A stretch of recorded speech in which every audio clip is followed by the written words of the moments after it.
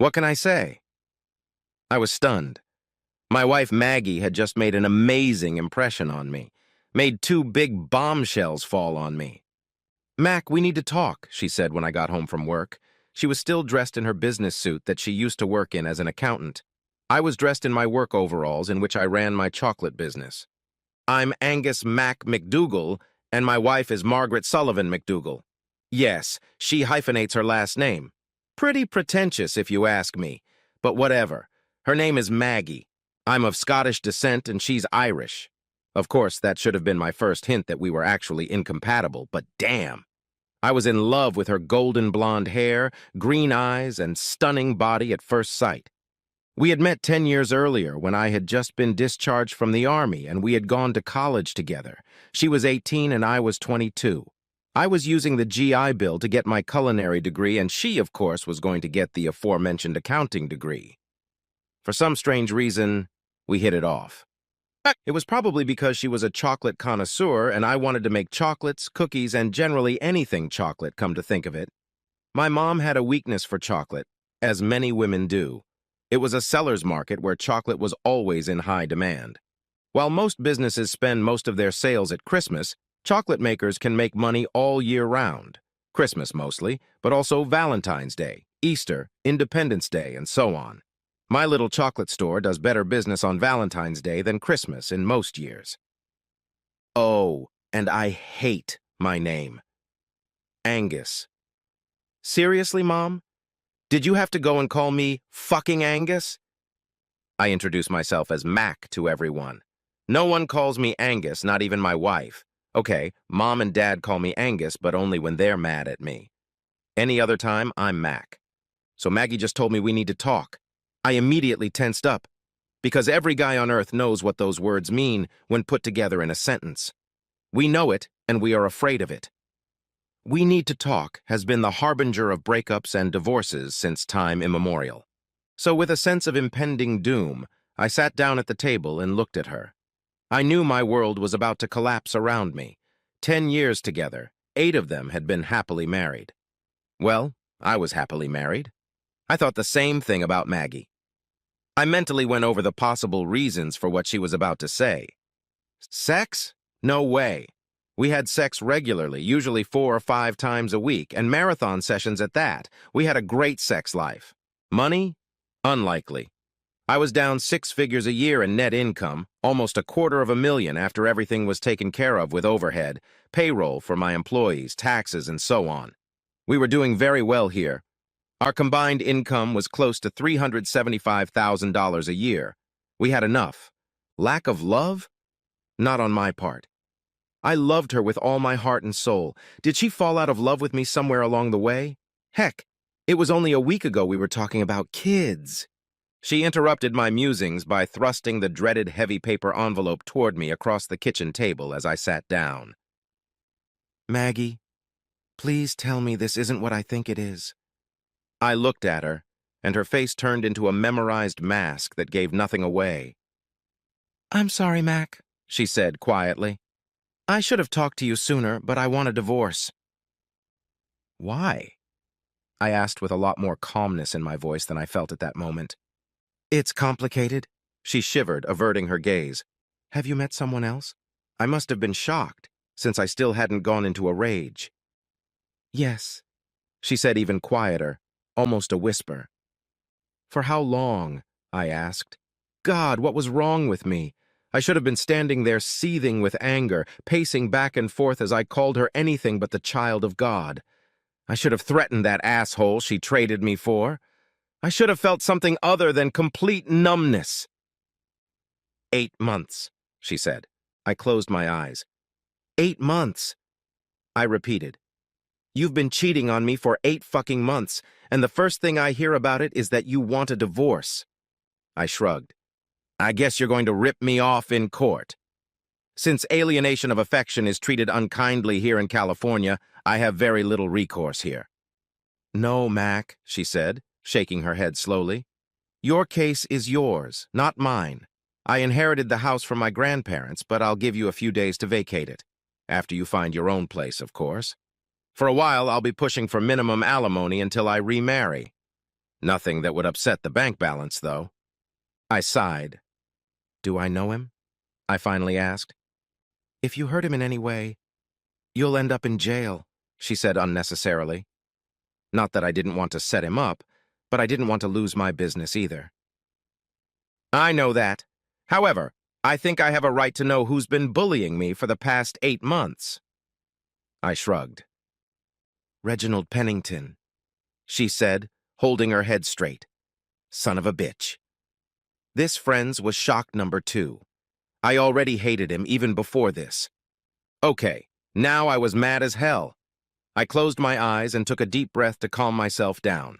Reginald Dolben Pennington. Blonde-haired, blue-eyed, mega-rich thanks to old money, Hitler's ideal of the master race, whatever you want to call it. Oh, and an ultra-snob with a racist bigotry a mile wide.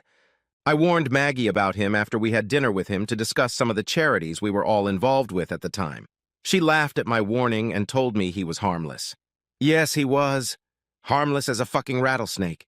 We met him at a charity event in our community, and even then I didn't like the way he looked at Maggie. He looked at me with contempt, and at her with pure lust in his eyes. Barely containing my anger, I was finally able to look Maggie in the eye again. Well then, I guess there's not much I can do about it. I shrugged as nonchalantly as I could. I wish it hadn't come to that, Mac. She smiled sadly, which I knew was an act. She was just trying to ease my pain. However, I saw through it for what it really was. It's a lie, Maggie, I said calmly. Now my brain was working on a plan. But never mind. I'm not going to contest the divorce as long as things are as you say. You know, I'll have my lawyer go over the papers with me before I sign them. She nodded. I wouldn't expect anything less, Mac. Just so you know, this wasn't something you did or didn't do. Reginald and I just got to the soul level. I really love you, but I'm in love with him. I'm really sorry about what happened, Mac. That's bullshit. She was in love with his money. His family is worth billions. That night at the charity ball we attended, he danced a little too close to Maggie, and when they separated, I noticed he cleaned himself up after she returned to our table. I knew for a fact that he wasn't strong enough to satisfy her in bed. But since I didn't want to rock the boat just yet, I just said, I'm sorry too. Well, after that little conversation, she handed me a heavy paper envelope. You'll be formally served in the morning, Mac. I'll meet you along with my attorney at Tim's office. This is just a preview of what I want from the settlement. She means Tim Grayson, my best friend since elementary school and my lawyer in every case since I started McDougal's chocolate factory. You know what? Get rid of the alimony and be done with it. Reggie's rich. You don't want my money, do you? I knew it was unlikely, but damn it, she owed me at least that much. She seemed to think about it. Hell, if she went for it, I might not even be able to follow through with the plan that was already half-formed in my head. No, Mac, I need something out of all this. After all, I did spend 10 years of my life on you. Oh, fuck no! That statement right there, that our entire marriage, in fact, our entire time together when we were dating and engaged, was just a waste of her time, encouraged me. I looked at the proposed alimony and raised one eyebrow. She wanted alimony of $2,200 a month for 2 years, or until she remarried, whichever came first. That was about half of what I made per month after overhead and my workers' compensation. I could live on that, and I had more than enough savings in my personal savings account. I pretended to mull it over. That's great. I guess it would be worth it in the end. Finally, I shrugged my shoulders. Now I'm going to pack my things. I'm leaving tonight. And I did. I packed my suitcase and suit bag with my clothes, toiletries, and all that crap. I also packed my extensive music CD collection, which included everything from Marty Robbins to Metallica to Mozart. Yes, it covered all of those genres. Hell, I even had some Sir Mix-a-Lot in there just for laughs. I loaded it all into my bullet and went from there. I left, and less than an hour later I called Kat on her cell phone once I was on the road. Hey, Mac, what's up? Kat answered after the second beep. Kat, I just got kicked out, and I'm going to be served with divorce papers at Tim's office in the morning. Maggie is bargaining, at least in her mind. I snorted. The bitterness was finally coming through in my voice. Damn it! Are you kidding me? She seemed as shocked as I was. No, I'm staying at the Holiday Inn until I find a place to stay, I replied. Oh, hell no! Get your ass to me right now, mister. She was going to the ghetto because of me, as she put it. Fine, yes, ma'am. I grinned involuntarily. Good. I'll see you when I see you. She ended the conversation, and I couldn't help but smile and shook my head sadly. Katrina Monroe is my manager at the chocolate factory. She looks a lot like Aisha Tyler, only a little younger. Just as tall, though, 180-centimeter Nubian goddess. We all call her Cat, and she doesn't mind. Her boyfriend, Darius Jackson, plays for the Los Angeles Dodgers, which made him cool in my mind. He was now on a business trip for 8 games and will be back sometime next week. This gave me the opportunity to spend a few nights at Kat's place in her guest room before he returned. Hell, Darius was cool with me, so maybe I could stay even longer. No, I needed to find my own place. Heck, I could probably buy an inexpensive house outright with the money I had in the bank. But the 50-50 split hadn't happened yet. Damn. Yeah, I'll probably have to rent an apartment for a while before I can afford my own house again. My thoughts were interrupted when I realized I was not far from Kat's house. Her boyfriend only stayed there occasionally, but he kept insisting that Kat move in with him in Los Angeles. However, Kat wouldn't budge just yet.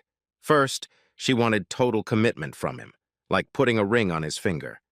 So I was 32 years old, still in good shape, already a millionaire, but shitting myself and being destroyed by the woman I fell in love with and married, my future ex-wife, a cheating gold-digging whore. I pulled into the driveway of Kat's house and parked right next to her little Ford Fusion. I swear to God, that little car shrank back in fear of Bullet. I smirked, giving Bullet one more shot at the engine before shutting off the big V8. As I opened the trunk and grabbed my suitcase, I saw Kat open the door and step out wearing only Daisy Dukes jeans and a tank top. It took my breath away when I saw her full breasts tight against the tank top, her long, silky legs, and her gorgeous round ass. However, I quickly put those thoughts out of my mind. I closed the trunk and walked over to her, and Kat let me in without saying a word. The look on her face was one of disbelief, struggling with several other emotions. I'm pretty sure I was still in shock at that point. Yes, I was in shock. That was the way I still perceived things. But no sooner had I stepped inside than I dropped my suitcase and collapsed to my knees. The depth of what had finally happened to my shock-fogged brain. I had held it back for as long as I could, but now it was all bursting out of my brain compartment and out of my eyes. Violent, heartbreaking sobs shook my body, tears poured down in rivers, and I felt 2 long, feminine arms wrap around my shoulders as Kat knelt down beside me. I clung to her desperately. Her presence alone kept me in this world and kept me from completely withdrawing into myself. Shh, it's okay now. You're going to be okay, Mac, she reassured me. No, I'm not. I shook my head. Yes, I was wallowing in self-pity. I freely admit that. In response, she cradled my head against her lush breasts, and in that moment I felt loved. The love of a very good friend, but at least I felt love from someone. She lifted me to my feet and we walked.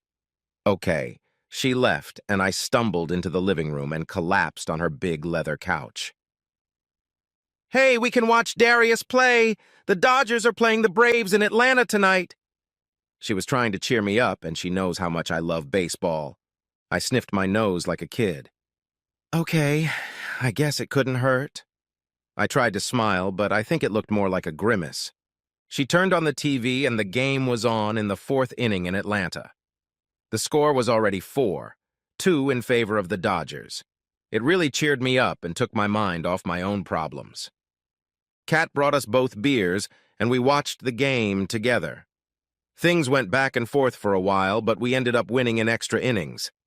By the end, we were laughing and cheering when Darius caught a fly ball to end the game and secure another great win for the Dodgers.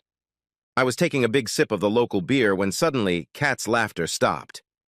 "You've got to be kidding me, damn it!" she exclaimed loudly, and her mouth dropped open in shock as she fixed her dagger gaze on the TV.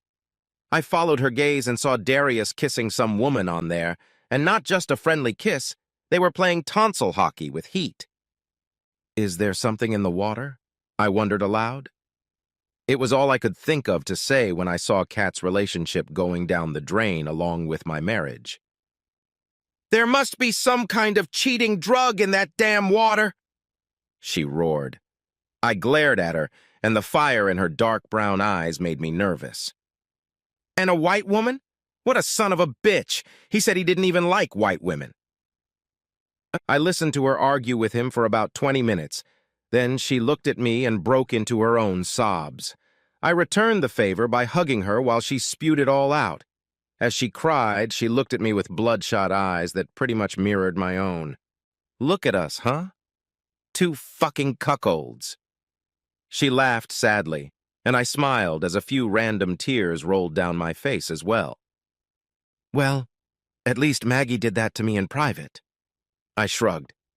The bastard had done it on national television. I'm so sorry, Kat. It's not your fault, honey. She hugged me tightly, then reached for her cell phone. I'm so sorry. I'll call his cheating ass and tell him what hour. No problem. I nodded as she hit the speed dial button. Hey, Darius. Uh-huh. Yeah, we saw the game. Mac came over because his cheating bitch wife is divorcing him and kicked him out. No, he's gonna stay with me for a few days. Just until he finds his own place. No, and that brings me to why I'm calling you. I saw you playing catch-up with that slut. She stopped and listened for a few seconds, rolling her eyes. She silently put her finger to her lips and put me on speaker so I could listen. I nodded understandingly. But baby, I just have. I have needs, you know that. She doesn't mean anything to me. I just need a little snack while I'm on the road. You gotta understand that. Asshole whined and sucked up. As far as I was concerned, dumbass didn't belong on the Dodgers anymore. Well, Darius, we're done now, she said with iron in her voice. I'll have the crap you left here sent back to your house in Los Angeles. I don't want to see you and I don't want to hear from you. You understand me? But baby... He shuddered, and there was desperation in his voice. Nope. You lost the right to call me baby when you sucked up to that whore on national television. I don't play that shit. We're done. C-O-N-E-C. We're done. F-I-N-E-S. Get that in your head right now. Goodbye, Darius. I hope that bitch was worth it. Before he could whine one more time, Kat ended the call and blocked his number. She looked at me and smirked sadly. Well, there you go. Zero tolerance. I nodded. Zero tolerance. I agree, Kat. Cheaters don't deserve a second chance. So what's she doing about the divorce? Don't even tell me she's going to take you to the cleaners. I swear I'm gonna blow that blonde's head off. Kat always turned me on with her euphemisms, and I caught myself smiling at this one.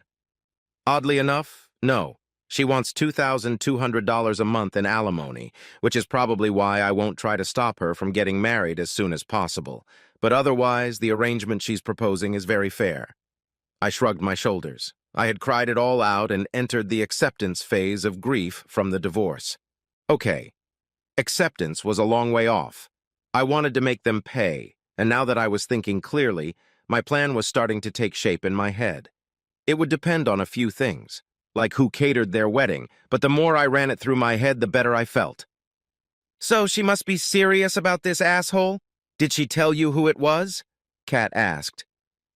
Yes, and you're going to love it. Reginald Pennington IV. I smirked. Kat's eyes widened. Damn, I would never have mistaken Maggie for a gold digger. I wouldn't have mistaken her for one either until now. She'd obviously fooled everyone. I shrugged. Her parents never liked me, so I'm pretty sure they pushed her into it, at least a little. I was never good enough for their little darling. Okay. I have to admit I let my bitterness show for a moment. Well, screw them. Kat shrugged her shoulders. I can see the wheels turning, Mac. What are you planning? Kat could always tell when I was really thinking hard. She'd seen it often enough at work when I had to solve some problem in the store or factory. Revenge of monumental proportions. I smiled serenely as I told her about it. Just trust me on this one. It will make a lasting impression on them for the rest of their lives. Okay, I'm almost afraid to ask. What do you already have? Now Kat was giggling. I laid out my basic plan to her and she burst into heartbreaking laughter. You're just an amazing bastard, she shrieked as tears of laughter streamed down her face. Okay, we need to figure out how to do this shit. So we did. We stayed up drinking beer and thinking about our plan of action for when the wedding would take place. We calculated 3 months from now since I wasn't going to fight the divorce. They would get married 6 months after that. We would be ready, and if I could stay cordial with Maggie and, yes, even Reginald, I could probably get to the wedding without derailing it. By the time I carried my suitcase and bag into the guest room, it was well past midnight. I told Kat I'd be late at the store since I had to meet Tim in the morning to sign the divorce papers, and she understood. She said she would keep things going until I got there, or I could take the day off if I wanted. I slept surprisingly well that night. Maybe it was the beer we drank in moderation, or maybe it was the twisted and devious plan I had devised to make Reginald Penestini and Maggie's wedding a memorable event for them. Either way, I was pleased with what we had figured out. I got up early in the morning with a smile on my face. I heard scrambled eggs and bacon sizzling on the stove, and that aroma woke me up even more. She also had fresh coffee brewing, and that was even better. I couldn't remember the last time Maggie had made me breakfast, but damn it, Kat was cooking and we were just temporary roommates. I showered and dressed in a t-shirt and jeans since I didn't feel like going to the store after seeing Tim. I then joined Kat in the kitchen. Good morning, Kat, I smiled, taking a seat on the bar stool in her kitchen nook. Good morning, sunshine. She gave me a dazzling smile. You look a lot better this morning than when you came here last night. Thanks to you and the beer. I nodded in appreciation, which made me laugh musically. I had to laugh too because Kat's laughter is contagious. Well, here's some eggs and bacon for you, sweetie. Are you coming to work after you see Tim? She put a plate and a mug of coffee in front of me. Thanks, Kat. No, I think I'll take the day off. I don't know how I'll react after meeting with Maggie and her lawyer about signing the divorce. I shrugged my shoulders. But I'll tell you this. I'll take you to lunch later and tell you what happened. Kat nodded. You'd better do that, Mac. Hell, I'm glad I'm not going with you. If I saw that bitch, I'd probably have to beat the shit out of her. That's one of the reasons I love you, sweetheart. I smirked. You're the most loyal person I know. Uh-oh, I love you too, boss. She smiled sweetly as I stood up and gave me a hug. Kat is only a couple of centimeters shorter than me, so her whole body was pressed against mine as we hugged in sympathy. Hey, both of our exes cheated on us. I'm glad you're doing well too, I told her, pulling her tightly against me and then letting her go. At least they didn't cheat on each other. That would be a cliché now. She snorted with laughter and I had to chuckle at that. Totally true. But for both of us to find out on the same day, the biggest one, coincidence. I did my best comic book guy impression of her. Kat and I both love The Simpsons, so she knew right away and clapped me on the shoulder with a giggle. You're right, Mac. That's one heck of a coincidence that makes that cheater drug in the water sound even more plausible. You and your conspiracy theories? I rolled my eyes, bestowing her with a cheerful smile. Hey, the truth is out there. Kat threw me a creepy look. When we finished cleaning up and loaded her dishwasher, she handed me the key to her apartment. This was supposed to go to Darius, but I think you'll need it more than he will. She smiled. Thanks, Kat. I smiled, kissing her cheek again and hugging her tightly. Don't worry, though. I'll find a place of my own in a few days, and I'll be out of your hair. Take your time, Mac, she assured me. Trust me, honey. I'd rather have you around where I can keep an eye on you than have you alone, where God only knows what you'd do on your own. My parents went through a divorce, so I know how my dad took it when my mom left him. I'm not letting you out of my sight. Okay, Mommy. I smirked, and she clapped me on the shoulder with her own cheeky grin. I'd heard about what had happened and how her mom was mentally unstable. She hadn't cheated on Kat's dad, but there had been other issues with her personality and mental health that had led her to drink and eventually divorce him. I didn't know all the details, but it wasn't nearly as disgusting as my own situation. However, her father took it hard. As for some of the details of our relationship, Kat and I had known each other for 20 years. She's 2 years older than me, but sort of looked out for me at school when we were kids. Back then, I was shorter than all the other boys, so I was bullied a lot. Kat was already taller than most boys and girls and was on her way to Amazon status. She stood up for me and no one wanted to test her. But that wasn't the only thing she reacted to. She taught me how to stand up for myself. She taught me how to fight dirty, as my own parents would never have done. She learned early on how to take care of herself. By the time we became teenagers, I had finally grown up enough to be a couple of inches taller than her. Barely. I made my last growth spurt my sophomore year of HS, and Kat had stopped growing by then, and we've been there ever since. We've both gotten fat since our college days, but still in good shape. She was a hurdler on the track team, and I played baseball. But while Kat was good enough to get a scholarship to the University of Southern California, I wasn't good enough at baseball to earn a scholarship. So I went into the Army instead, and then used my tuition bill to go to school afterward. When I opened the chocolate store shortly before I married Maggie, Kat applied for a job as manager. She had a master's degree in business administration, so I quickly scooped her up into my arms. In our first year, I couldn't pay her very much, but once word of mouth got around, we had almost so much business that we couldn't handle it. I was able to bring in some great people to work with me, and Kat was and still is the best of them. After a year, I left her in charge to take Maggie with me on our belated honeymoon. During those 2 weeks, things ran smooth as silk for Kat, and after the first year, we were on track to pay off the bank loan, and I could even afford to give everyone a raise. By the end of the 3rd year, I had a miniature factory attached to my store with a spacious kitchen and everything. I landed a few contracts for cocoa beans, and I was able to bring in some nice exotic blends. In my 5th year, we sent out special orders for candy all over California, but I steadfastly refused to franchise or anything like that. Nevertheless, we got damn close to being a special order-only operation. I was offered millions for my company, but my staff and I refused to sell. They decided they didn't want to work for anyone but me.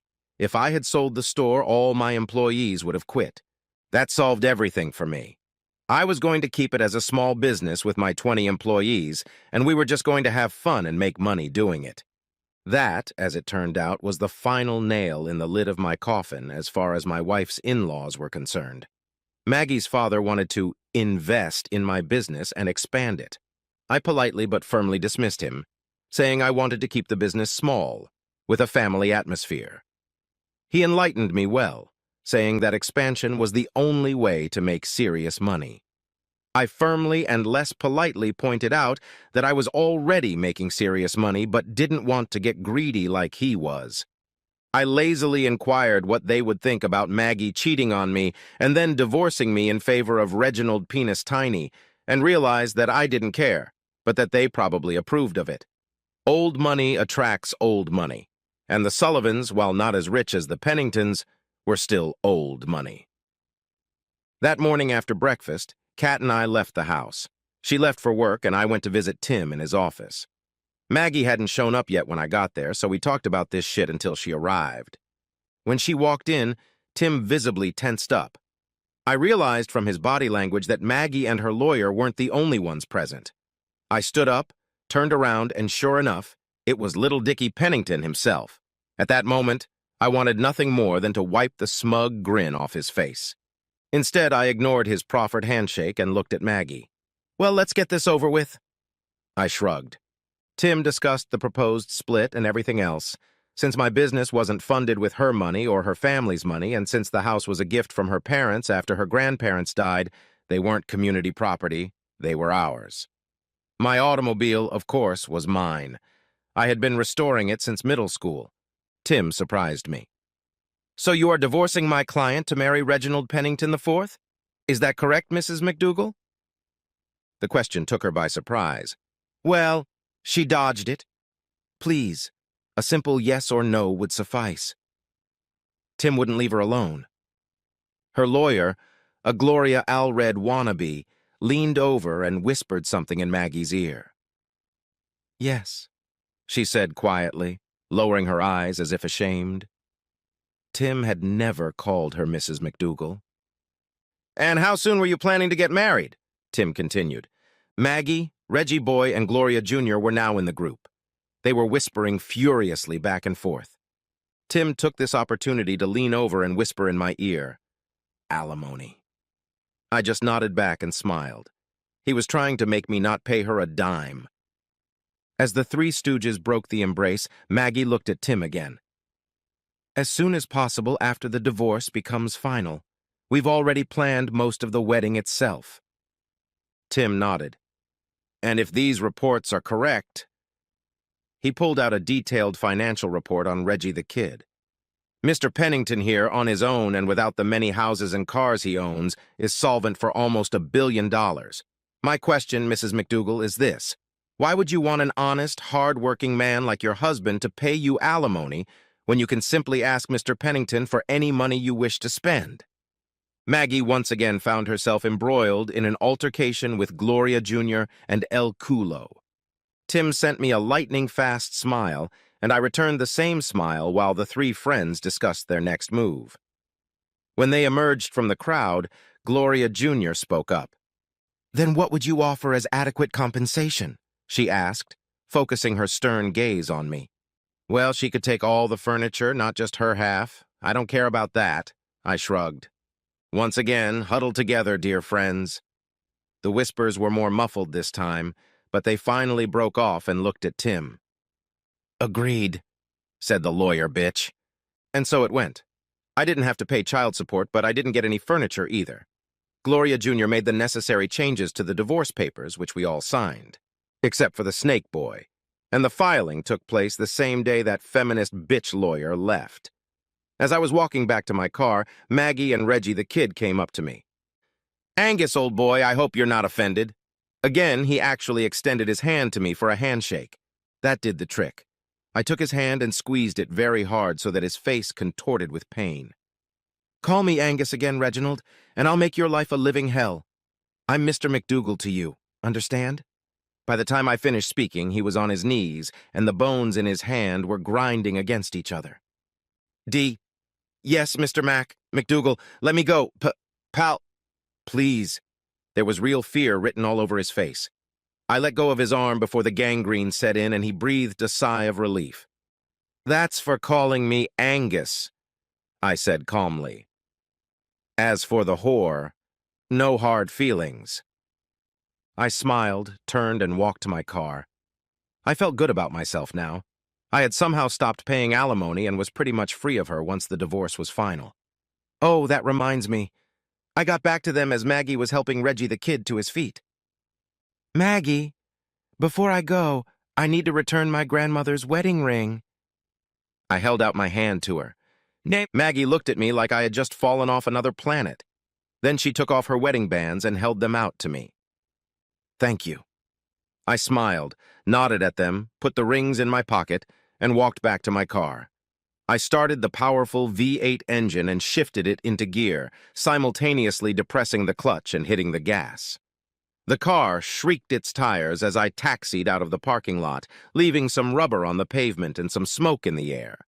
It wasn't something I did often, but I wanted to send a loud and clear message to the two lovebirds. I looked in the rearview mirror, and the jerk was standing there, stunned, still gingerly clutching his right hand. I grinned happily, heading towards the store. When I got there, Kat was happy to see me, as was everyone else. They all came over and hugged me or shook my hand and told me how sorry they were. I thanked them all and told them all to get back to work. However, I said this with a smile on my face to let them know that I appreciated their efforts to help me feel better. The thing is, I was already feeling pretty darn good. Aside from the attorney fees and half the legal fees and having to give up my half of the furniture that I never really liked anyway, I'd just gotten a bloodless divorce. "Come on, Kat," I said. "Let's go to lunch." I drove us there in the Bullet, and Kat really enjoyed riding in it. She could hear the engine rumbling under the hood and feel the power emanating from it, like an aura of splendor. We ate and laughed. Two old friends shared a meal, and our friendship and the newly strengthening bonds of a recently committed love. I still can't believe I had absolutely no fucking idea she was cheating on me, I hissed at last, voicing my own helplessness when it came to being blind as far as Maggie was concerned. I must have really been stupid. No, Mac, you were in love. Love can blind us, you know that. Kat smiled and reached across the table, squeezing my hand. I smiled involuntarily. Thank you, Kat. I squeezed her hand in return, letting her know how much I appreciated everything she had done for me, professionally and personally. She was so much more than my office manager and friend. I had grown to depend on her for a long time now. First in school when I was a little kid who was smaller than everyone else. Then as a man who wanted his business to succeed and hired her as the most suitable and qualified of the group of applicants who applied. You never have to thank me, Mac. A nice bonus at the end of the year is thanks enough. She smirked, and I laughed outright at that. Consider the deed done. I smiled and looked into her dark brown eyes with my dark blue pupils. She looked away first, and I noticed a slight blush on her caramel-colored face. I told myself to stop it. She's my friend, and she too had just experienced a loss. In all the years of our friendship, I had never looked at Kat like that before. Never in my life had I seen her as anything but a friend, albeit a very beautiful friend. Of course, I had noticed the fact that she was a very well-built woman, just like last night at her house when I pulled up and she came outside to meet me. Heck, what pure-blooded American male would not notice a gorgeous Amazon like her?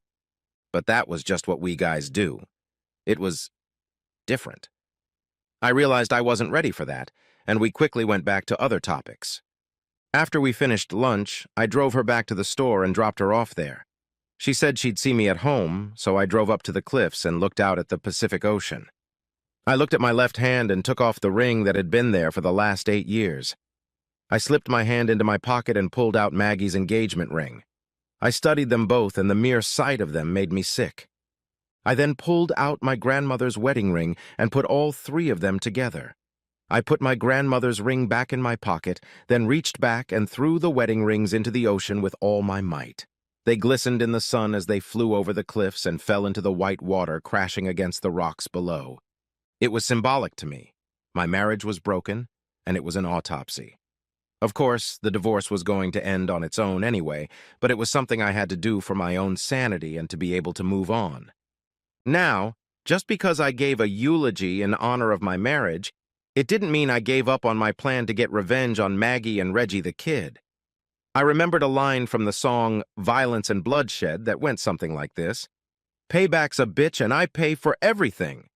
I smiled as I heard Scott Columbus playing death drums and Eric Adams singing the lyrics, while Joey DeMaio recorded the bass part and Ross Boss played lead guitar. Oh yeah, Reggie was going to pay for stealing my wife, and my wife was going to pay for being a gold-digging whore.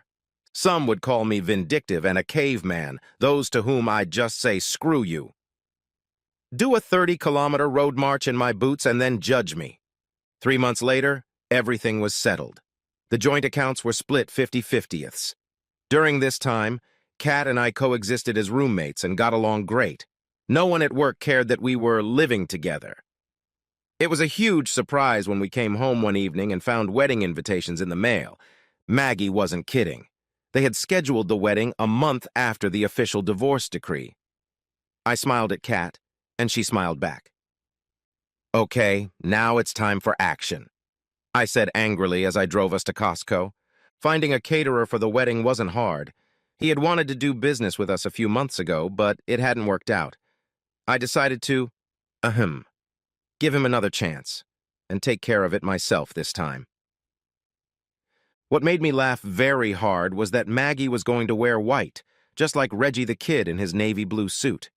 He was a naval aviator in the early days of the war, and while I was on Captain Drake's Alpha team, it seemed he couldn't even wear a plain black tuxedo.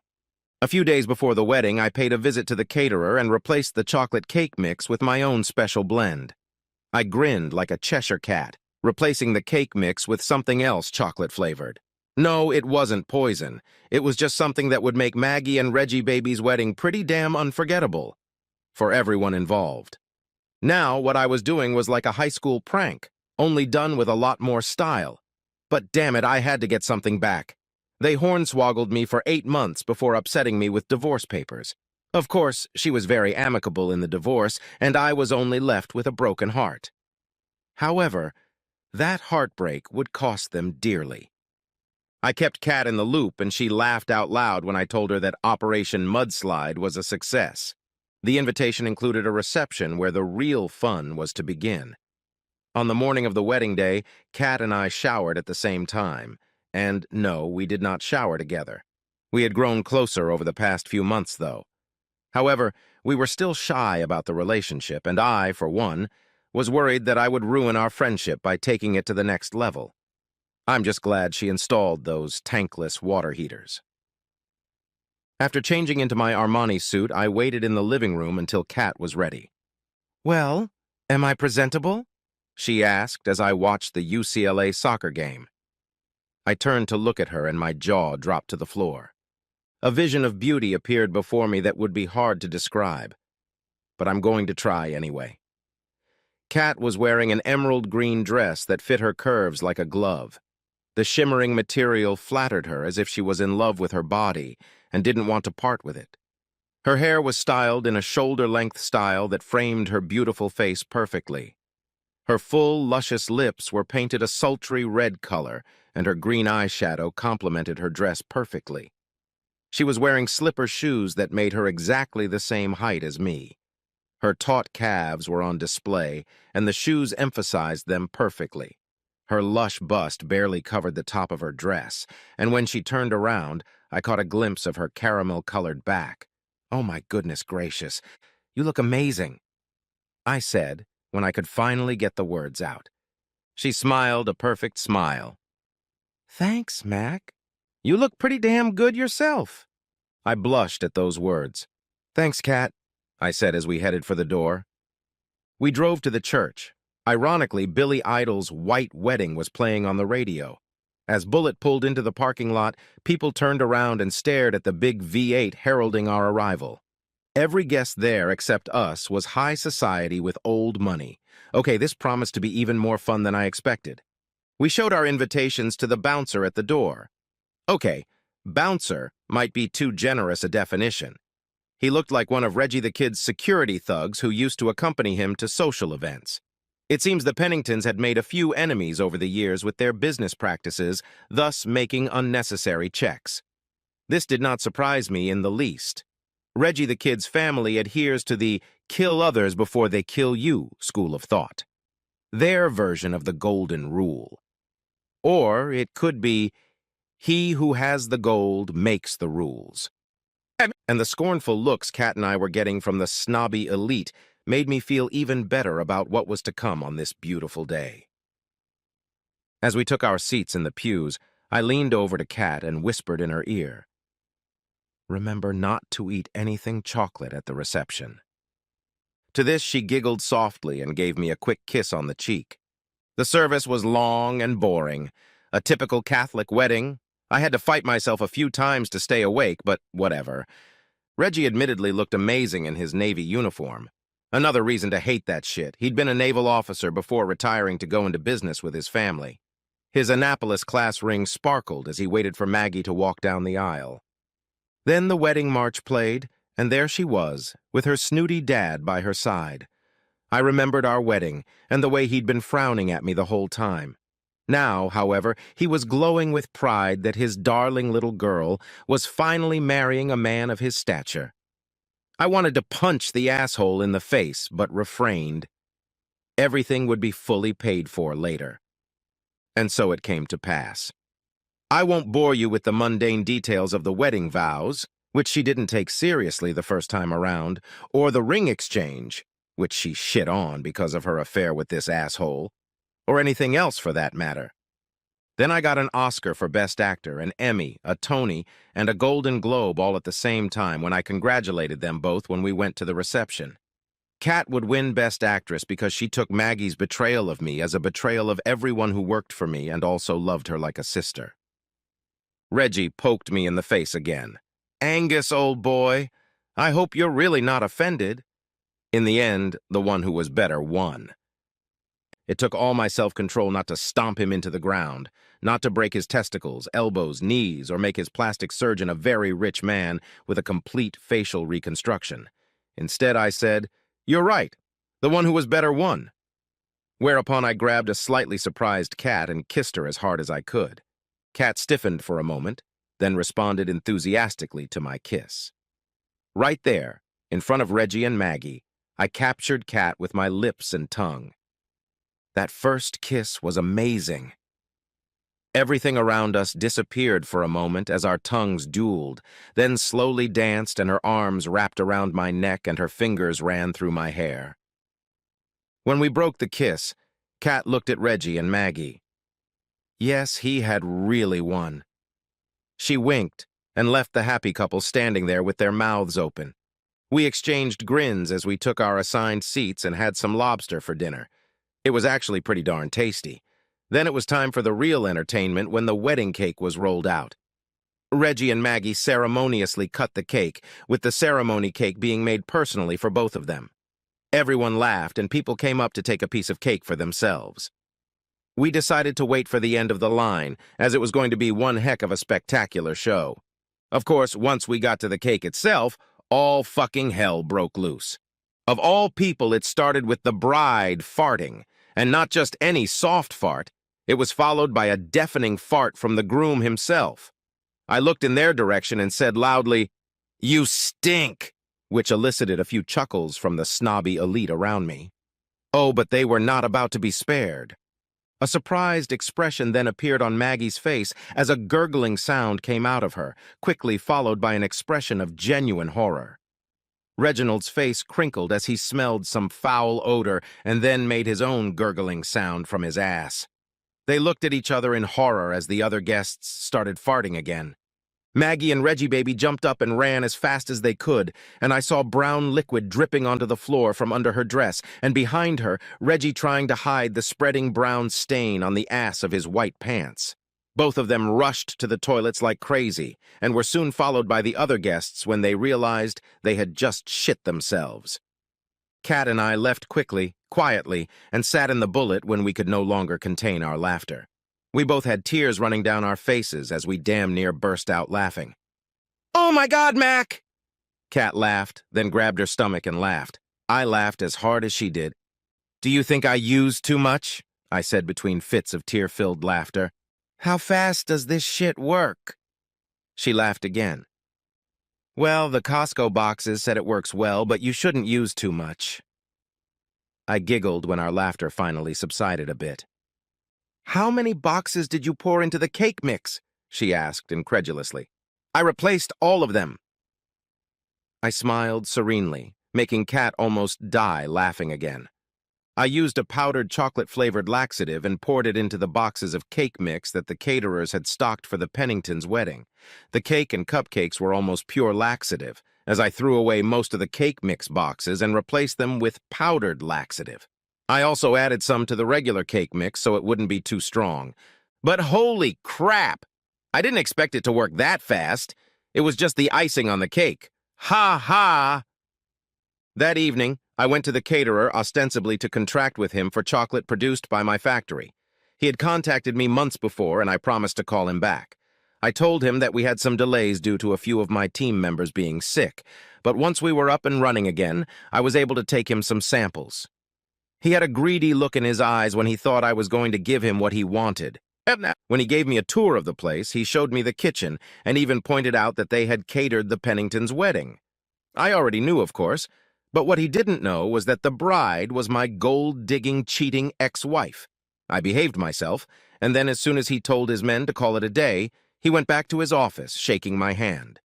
He said he would draw up the paperwork for the contract and let me and Tim know when it was ready. However, I think he must have completely forgotten about the contract in the days following the wedding itself. Once everyone had dispersed and I left his office, I headed to the back door to the kitchen, opened it ajar, then drove around in my car. I replaced the chocolate cake powder with chocolate laxative and left. I made sure the door to the kitchen was bolted shut and made sure I hadn't left any boxes I'd brought with me there. One thing Captain Drake taught us back when I was in the service was to never leave a trace. He's a good guy. Last I heard, He resigned and is now a history professor at UCLA. By the day of the wedding, all evidence was gone. Nothing could tie me to super slushy cake. Only Kat and I knew about the plan, and she kept quiet. When Kat and I got back to my apartment, she looked at me seriously. "Mac, that kiss earlier," she shuddered. "Kat, I know I was out of line, but you look so beautiful and I couldn't help it." I blurted out. She put a finger to my lips. "Let me finish, baby," she said. "That kiss from earlier was the best damn kiss I've ever had. You're a good man and a damn good one for a white boy. What I'm trying to say is that I think we'd be good together." She blushed slightly, and I leaned in and kissed her slowly. Our lips made contact. We kissed lovingly and tenderly, and I couldn't shake the feeling that I had missed something so good for so long. When our lips finally parted, we looked into each other's eyes. "I think we'd be good together, too. There's only one way to find out." I smiled, and she smiled back. Once inside, we kissed slowly again. I pulled the straps of her dress down off her shoulders and kissed her. I broke all land speed records by stripping naked and making her strip with me. Her hands stroked my back and neck as our bodies made contact. The touch of her skin against mine was electrifying, and I kissed her hard and passionately again, laying her down on the bed. She lovingly ran her hand over my cheek and gave me a satisfied smile. "Wow, Mac, what the hell was that bitch thinking?" "You mean you didn't see the dollar signs in her eyes as she walked down the aisle?" I smirked. "Kat, I'm not as rich as the Penningtons or Reginald baby in particular, but trust me when I say that I will never leave you bored in bed." "Baby." She laughed long and loud. "You mean Mr. Brown Pants?" "Yeah, they should probably legally change their last name now," I agreed, chuckling. As we recovered from another fit of laughter, I pulled Kat to me and kissed her again. This time we made love long and slow. Neither of us was in a hurry to finish like the first time. It was born of lust and need. This time was born of love and tenderness. Kat had never been made love to before. She would later tell me that all the guys she had been with just wanted to have fun and didn't really care about her needs. I sought to change that, and I succeeded. We spent the rest of the day and night in bed together. We showered together and then plopped on the bed in a 69 position. Now, some might ask why I had set the caterer up like that. The problem was that Sal, the owner, had been pestering Kat when she first got there to negotiate with him, back when he first expressed interest in doing business with us.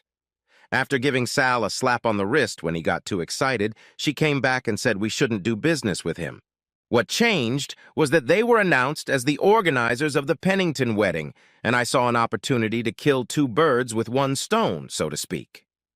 The aftermath of the asshole wedding, as the press put it, was instantaneous. The news channels and newspapers showed it the next day, and there was great footage and video of the bride, groom, and guests running to the restrooms from the dining room. I invited all the guys and girls from the store at Kat's house to watch the celebration. None of the scenes there showed us, but everyone knew we were there. We all laughed so hard we even cried when the snobby elite ran to the bathroom like their asses were bursting. Needless to say, many of the arrogant snobs were completely baffled by the shots of them struggling to keep the brown liquid from stinking up the room too much. The only people I felt sorry for were the cleaners who had to clean up the mess afterward. Of course, about a week after the wedding fiasco, the cops showed up and started asking questions. Kat and I attended the wedding, but we both said we left when the damn storm happened. Ha ha, because we were worried about our own health. We kept nonchalant faces during our interviews and died laughing only after the detectives left. We never heard from them again. Reggie the kid sued the caterer, but Sal the caterer fled the country rather than pay compensation. Last we heard, he left for Italy, where he was from. Not sure what happened to him after that. Reginald Pennington IV was caught in bed with another man's wife less than a year after their marriage. Who caught him? Her husband, and he wasn't very nice to Reggie the kid. He called Maggie, and she had some appropriate words for Reggie when she got to the abusive hubby's house. Shortly thereafter, Maggie showed up on the doorstep of our new home. At least Reginald ended up losing a testicle in the ensuing melee. She herself seemed to have no problem with cheating at the time. She absolutely would not have tolerated her hubby cheating on her. Kind of a double standard, don't you think? Yes, Kat and I moved into a bigger apartment because her little one-bedroom apartment wasn't big enough. Our new ranch-style dwelling was 4 bedrooms, and by the end of the first year, I had half bought it out. Apparently, Reggie the kid made Maggie sign a prenup that said if she filed for divorce for any reason, she would walk away with nothing but what she brought to the marriage. She still had a $125,000 a year job, but that was it. No billions for Maggie Sullivan. It was the end of the next year when we heard a knock on the door. Kat was 4 months pregnant, so I gave her a quick kiss and jumped up to answer the door myself. I opened the door to a crying Maggie. "What do you want, Maggie?" I asked in a neutral tone. "I'm sorry, Mac. I'm sorry for everything," she sobbed. "Hey, you were the one who wanted to switch," I shrugged. "What happened?" "I caught Reginald cheating on me," she admitted, sobbing even harder. "Wow, that's a cool twist," I said sarcastically. "And, Mac, I'm really sorry. I was wondering if there was any chance of—" She cut herself short when she saw a pregnant Kat coming out from behind me. "Baby, who's that?" I heard Kat's question as she approached me. She smiled at Maggie. "It's Maggie, and she was just about to leave," I said, slamming the door in my ex's face. I slid the deadbolt shut and wrapped Kat in a hug. "She's the past. You're my future. I love you, sweetheart." "Oh, I love you too, baby," she said, kissing me. Kat and I got married shortly after we found out she was pregnant. A small civil ceremony that was her idea, and we became husband and wife. She is still my manager at the store, and she is still one of my best friends. I love my wife.